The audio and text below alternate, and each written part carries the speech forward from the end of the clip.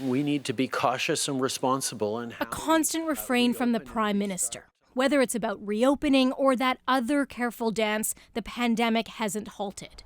The government's commitment to climate action. It has slipped green policy into some relief plans.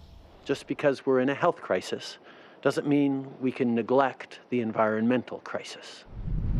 Help for the oil patches focused on cleanup, and massive loans to large corporations came with climate strings attached. It is perfectly natural for an investor to be asking people how they are going to manage the risk of climate change in the coming years. Still, open talk of a green recovery is avoided.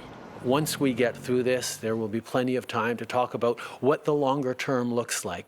With good reason. Justin Trudeau has to walk a tightrope between competing political interests. Our focus is on getting people back to work in Alberta, not pie-in-the-sky ideological schemes. Oil is dead. I don't share that assessment. Compare the Liberal government's approach to the European Union. Acceptable figures now? France and Germany today backing plans for a green roadmap to recovery there. Here, there's a push from outside government, a new independent task force. On it, environmental experts and seasoned political strategists, like Trudeau's former principal secretary and a former policy advisor to Ontario's premier.